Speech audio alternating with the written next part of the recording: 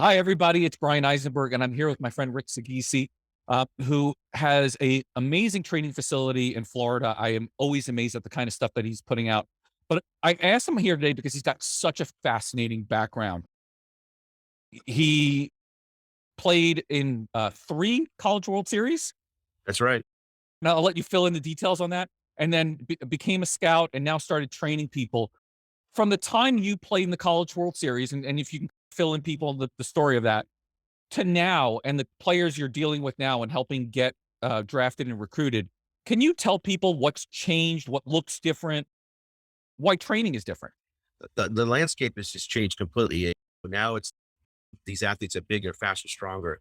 So trying to get these athletes that are coming into my training facility, trying to get them to be able to stay up to par with some of these guys. The data, the objective data that we can get now as trainers is just it's amazing. And what we can see now is we're not just going on subjective knowledge in our just eyes, but we are able to go deeper and dive deeper, and that's going to be able to push the athlete more and even change some of the programs that we do.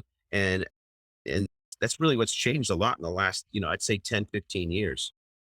Let's talk a little bit about your College World Series experience, because obviously you were part of a great program.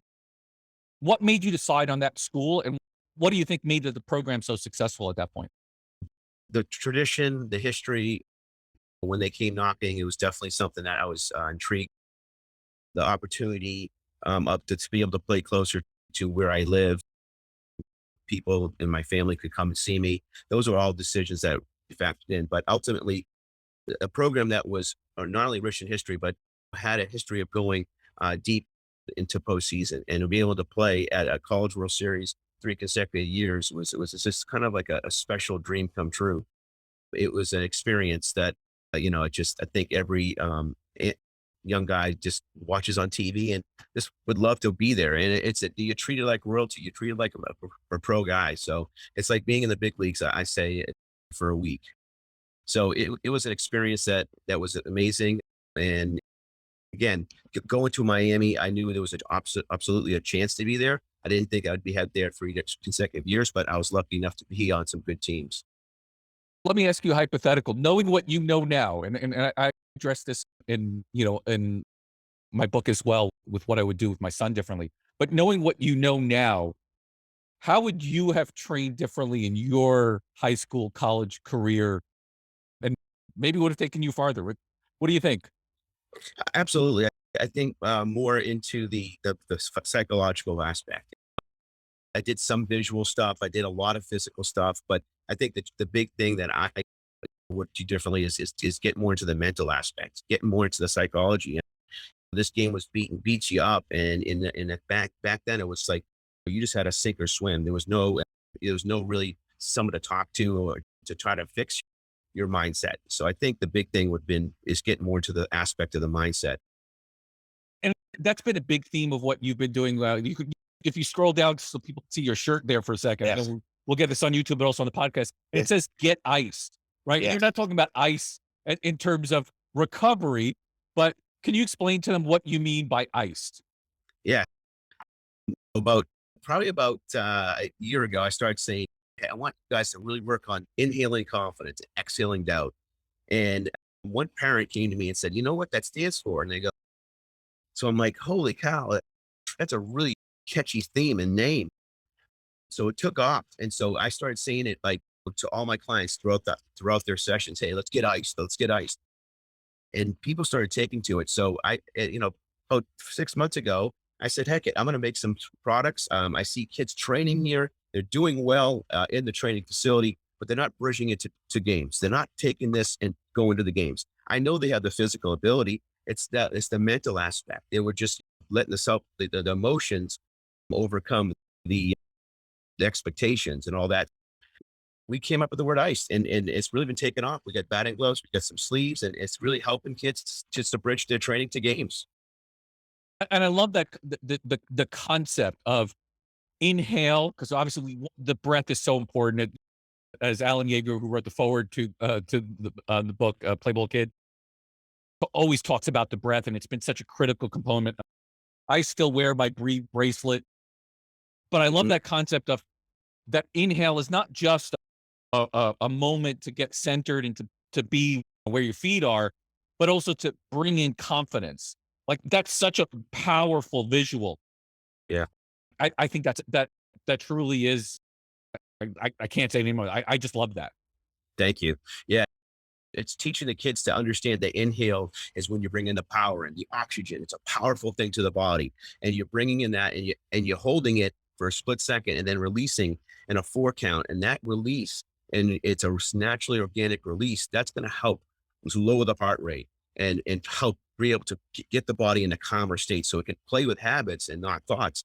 And the big thing is it's the RAS. I'm saying I want you to visualize what's happening to the body when you're exhaling. Feel how all that anxiety tension is leaving. That's the RAS, the reticular activating system of the brain, that really has been produced well with visual boards. And it's really a really major concept. And it's a true concept that it really does work. If you visualize what's happening and your body's physically feeling that, it's going to change. You touch on a different point there also, because right now I think we're also dealing with a point where players tend to have more stress, and the devices that we're connected to are meant to trigger some of those stress responses as well. And especially when they're on their baseball field, we need to reduce all those distractions, all those interruptions, and just be centered into the game. Absolutely. It's just there's so much anxiety, so much tension, there's so much expectations, all these distractors, I call them. And they're just going to rob you of your habits that you play and you train so hard for. So I'm just trying to bridge that practice that you play and you practice with that mindset. It's more relaxed. It's a different environment. So, trying to get them to get back into that somewhat of that environment emotionally, internally, it's going to help them be able to utilize all those habits that they trained hours for. Yeah, and it's one of the things I really respect a lot about you, watching what you share on social media, and having read your book as well, is everything you do is not just about the game. Obviously, the game matters, and we want everything to go well, but there's a bigger mission behind the training. There's a bigger mission behind the games. There's a bigger mission behind getting recruited or drafted. And your mission is to use all of that for one. And I'll let you finish it, because it really is the premise of your book. And I think that's one of the ways we first connected. Absolutely. It's getting kids to be able to be the best version of themselves. I say, hey, it's not just it's going to start here, but it's not ending here. You're going to utilize this stuff in every facet of your life. It's goal setting. It's learning to believe in yourself, learning how thoughts become an action, and an action becomes a trait and a habit, and learning how these things factor into school, factor into accountability, factoring into possibly your career one day. So yeah, these things we use the baseball, as we call the, the engine, but it really is not the vehicle. But the vehicle is really going to be taking them to other aspects and utilizing these things throughout their life. Yeah, turning them into from boys to men.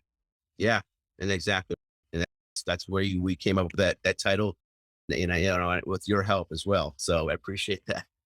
Yeah, no, it's a great book, and I think I wish more parents and student athletes would buy into realizing that when they choose a program, they need to choose it based on whether it's really going to help them.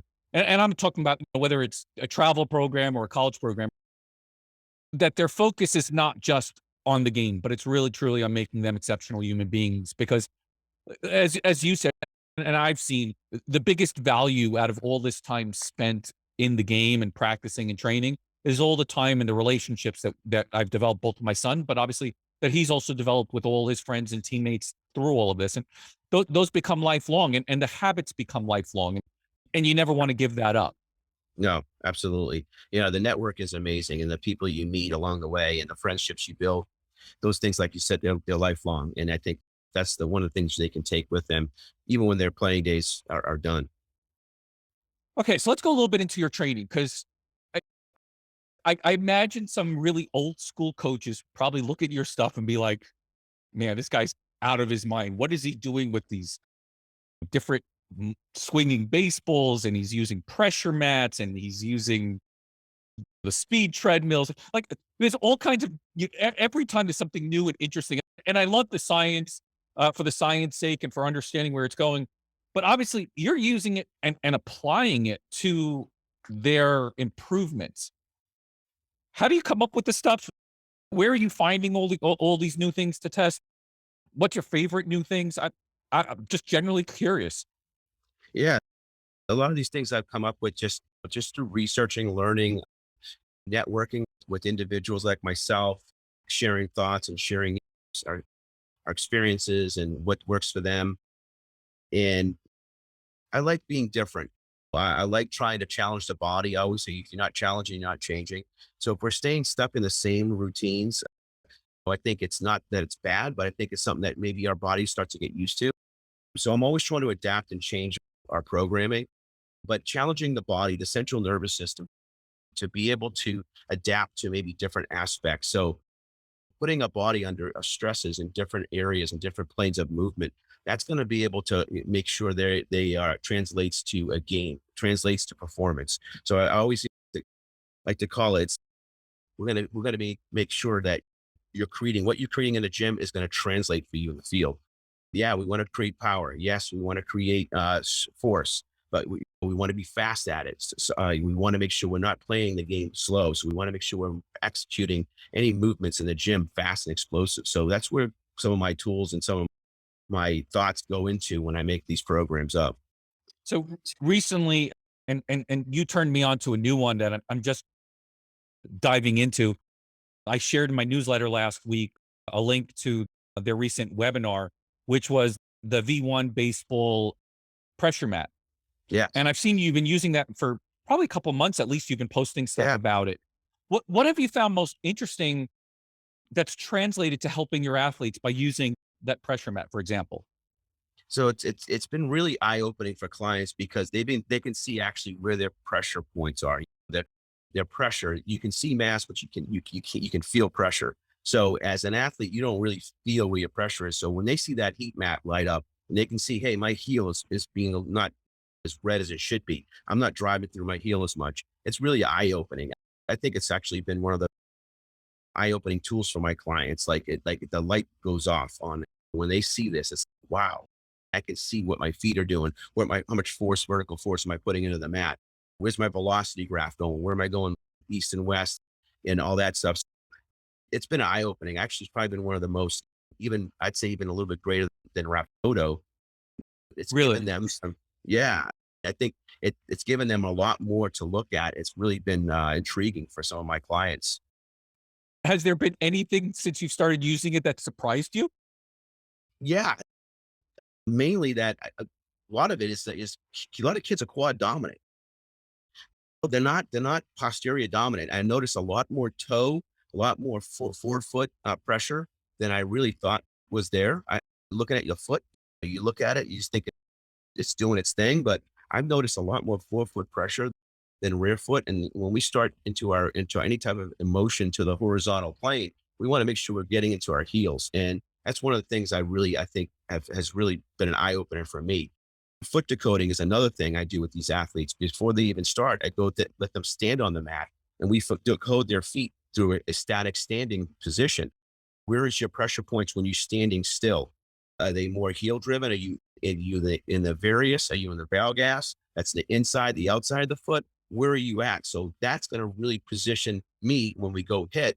I can actually go say and look at this. The foot decoding matches up to your dynamic movement or vice versa. So I'm really diving into that. And then sometimes I even go into deeper things like the loaded squat if I need more information, and then four-stage balance tests and all that stuff. It's really eye opening for me because it gives me ideas that I could never see before. But being quad dominant has been a real big issue for some of my clients. Yeah, it's funny because I'm originally from Brooklyn, so I always try to find the cheap way to do that. For parents out there, if you want it the cheap way, it's not scientific, it's not gonna give you everything, but go look at the bottom of your kid's shoes, right? Yeah. The wear patterns will show you a little bit of, and unfortunately, some of the shoes, and also I mentioned in the book that they're they're basically foot coffins. They're pushing Mhm. the people to be toe dominant, as you said, because they've got that that big heel on the back. Yep. And parents don't realize that that's impacting their athlete, and they want the athlete to go fast. And then they need to go to someone like you to help correct some of that. Why do you think so many people just don't understand these basic principles? Like, we know that power comes from the ground up. Why aren't we spending more time understanding that force of the foot and taking care? I think a lot of it has to do with just it's like the missing piece. You put a shoe on, it's like a hidden piece now. You think of a shoe, you're not thinking of what's in the shoe. I think that has a lot of value. I think people just think of the big aspects, the legs, the upper body, the torso, which is all important, but it all starts and ends in your feet. And I'm going to go even deeper into like your big toe. Your big toe is what, roughly 40%, give or take. Of your rotation? Yeah, in rotation.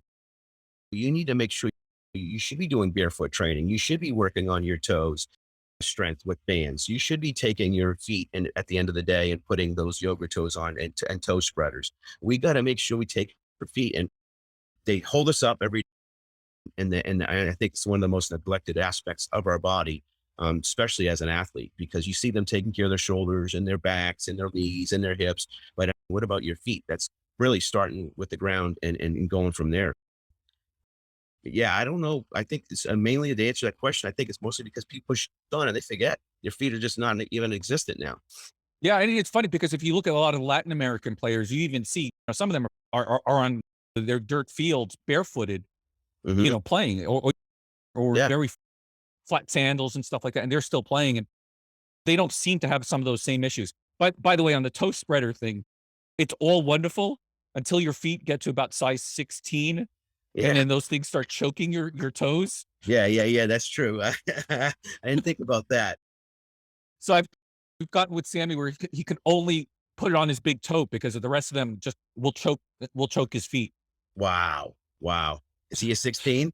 He's a Size 16 extra wide. wow, wow. That's unbelievable. Woo. So I want to come back because I shared with you and on Twitter, I shared a video of Sammy about 6 months after he was training. And you can see, I love my son, but he was not the most athletic kid in the world. He was a big kid, obviously loves the game, was always, passionate about the game. And you recently saw him do like a 470-pound deadlift. Now, if you would have seen him when he first came in, that video, Mhm. what would you have assessed him? Just someone that's his neuromuscular control, his mobility, just someone that really was just not just functional, but just definitely was very raw in their movement patterns. Yeah. And what would have happened if Sammy did not pursue training for the last 5 years? Do you think he would have had a chance based on the way he was moving to really either play in college or get scouted? And I don't want to make this about Sammy. I'm talking about an athlete that moves. Absolutely not. I would have not have thought anything like that. I would have just said that guy needs a lot of work. He's before you remember movement over mechanics. He would have needed a lot more work to get that movement better before we could even get into the mechanical aspect. Now, and he's an extreme case. There are a lot of athletes who are somewhere in the middle. They're not ultra elite athletes. And you've played with some of them, and obviously you scouted some of them. Those guys who are in the middle, what's going to help them get to that next level to catch the attention of a scout or a college coach? It's just commitment, dedication, and trust in the process. And most importantly, surround yourself with trainers, coaches that will motivate you and that are not afraid to grow and learn themselves, because this game is evolving. And if they're evolving with the game and they're training you, you're going to be able to stay up to speed with your competition.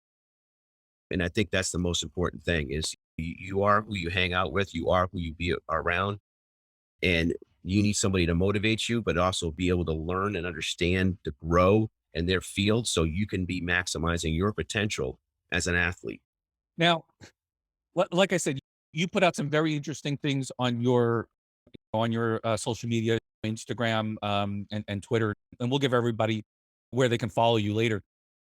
Most of your work is one-on-one, right? And I know You'll do hitting with them. You'll do strength training with them. You'll do all kinds of stuff.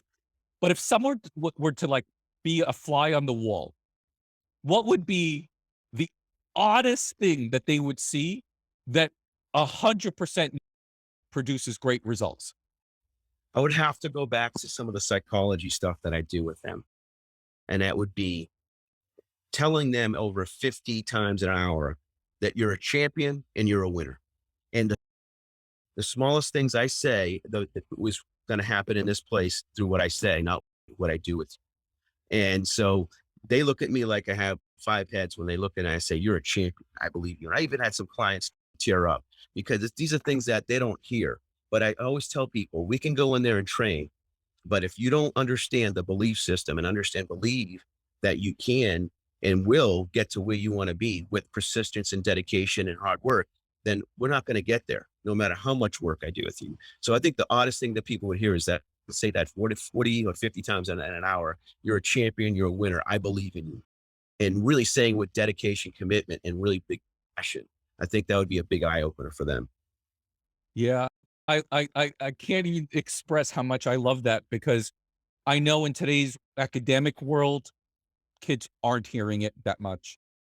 You just have to listen to what you hear on baseball fields today, that it's more destructive than constructive. Big And time. to have them have that kind of reinforcement to their confidence is so valuable. Yeah, that's that again, it's why I know you're doing amazing things, and I'm so grateful for what you shared because there are a few accounts out there. They're always putting out great information for the Bill Millers of the world and Jared DeFelipe, great stuff.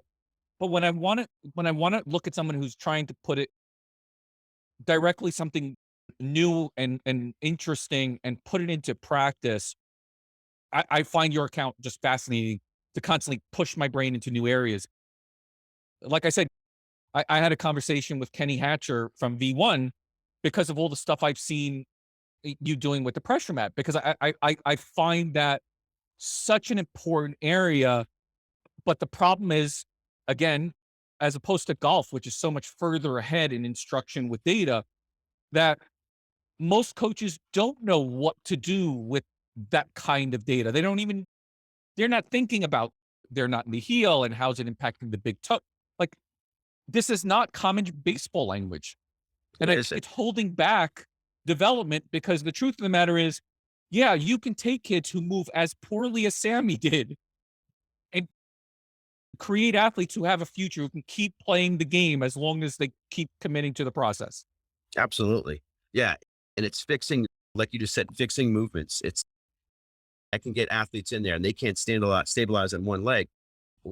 Really, I have no business trying to teach them how to hit a baseball because they have to move better.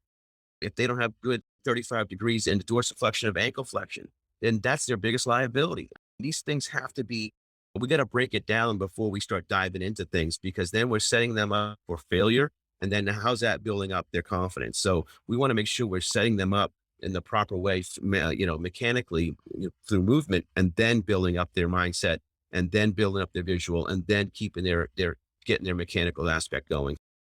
I had parents come into me. I had a guy in Michigan yesterday and this stuff is fascinating. It's more deeper than I thought. And I said, it is. I said, it's like a science lab. I said, there's a lot that I got to look at. I got to adjust my thoughts on not what I know, but how am I going to educate my client in front of me? What's his personality? What's her personality? How are they taking onto my verbal commands? Do I have to change the environment to get them to do what I want them to do? So there's so many things that are going on behind the scenes to try to get the results you want. And you have to constantly adapt to that. You can't be stuck on one way. You got to adapt based on what the client needs. And I remember we had a conversation a few years ago, like after Sammy broke his ankle, and I told you he tried the Rotex motion to improve that ankle mobility because he couldn't get that eversion inversion at all. It just wasn't used to it. And you went ahead and started experimenting with it as well. Yes. Yes. And through your guidance, I love the stuff that you use too. And that you're always trying to find the best thing for Sammy. And I'm intrigued on always saying, hey, there's always something out there that might help my athlete. And in that Rotex has been another game changer. Even when I had Mike Yastrzemski in a few months ago, he got on that thing and he's the next day, I want to do that again. I want to do that again. He's felt like how much loosening of his hips did. And it's amazing how much a little thing like that can impact a movement such as hitting or pitching. Yeah, I'm excited that when Sammy goes away to school, he's gonna like take all this stuff with him. So one, it'll clear up some room around my house because Yeah. we got lots of little toys.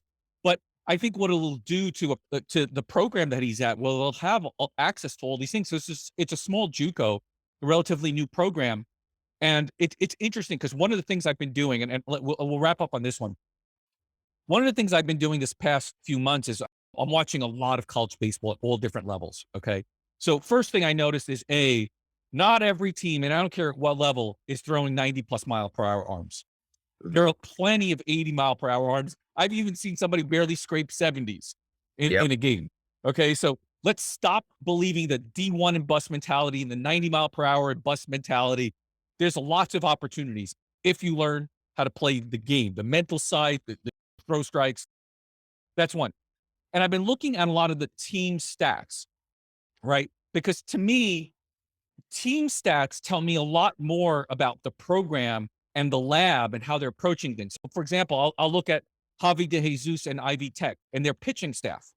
With the exception of one guy, everybody's got a super low ERA. And I know Javi's playing with the kinetic arm. I don't know if you've seen that. And I've had Jason Mhm. on my podcast recently, the founder of that. He's been playing with clean fuego and just using all kinds of data to help his athletes. And look here, his team is doing great. They're not counting on one or two, three pieces of talent because it's easy to take talented people and have them perform. The trick is, how do you take the average guy or just a guy who's almost there and get them to that next level? That's what excites me by the use of science and data and training. And I think you exemplify that in everything you do. If you were to let parents know, like, how they can find a trainer, a program that focus on these things, what are the clues that they need to seek out in order to find something to help their kid get to that next level? I think the biggest thing is getting them to understand, kind of almost do like an interview. Find your trainer by interviewing them, seeing if they exploit the things that you need, not just the knowledge. And I think so many parents go to what the success of that trainer was. Okay, he played pro ball, and that's where their credibility goes to. I think it goes way beyond that. That's telling us that the gentleman or the lady that you're hiring was a good athlete. Now I need you to know. I want to know, how do I help my kid? How does you going to help my kid? How is that going to translate to my kid? You're not paying for their success, past success. You're paying for what they can do for them. Connect with your client. Are they connecting? Are they knowledgeable? Are they motivating? Are they somebody that's going to continue to grow? Are they looking outside of the training session? Do they care? Do they still answer questions that you have? So small things like that, I think, is the big thing. But making sure they connect with them on a personal level first, because the communication is key. And if you don't connect with somebody on that level, the communication is not great. There's going to be a break in the system. So I think you got to look at many things besides past successes of a trainer, and it goes way beyond their successes. Terrific. If people want to find more about you online as well as your facility, can you tell them where to find you? So we're on different platforms. We're on Twitter at Coach Rick 37. We are on Instagram at TOTD Coach. We are on Facebook, and it's Think Outside the Diamond, the name of the company. We're also on YouTube, and that's just under my name. And you can find us, and we have some subscribers, and we'd love to have more. So please reach out, and we can even, I think we're even on LinkedIn now. I think I'm on there. Yeah, so you can find us. There's 4 or 5 different places you can find us. We'd love to, chit chat with you. We love communicating. We love hearing your thoughts. And if you don't follow us, by asking you personally, please do. Yeah, and I plead with people, please do, because I think it'll open your eyes into what's possible as far as training. So, Rick, thank you so much for your time today. Like I said, you were tremendous. Keep doing the amazing things you're doing. You're definitely making a difference. I appreciate it, Brian. And thank you for having me on this podcast. I really appreciate that.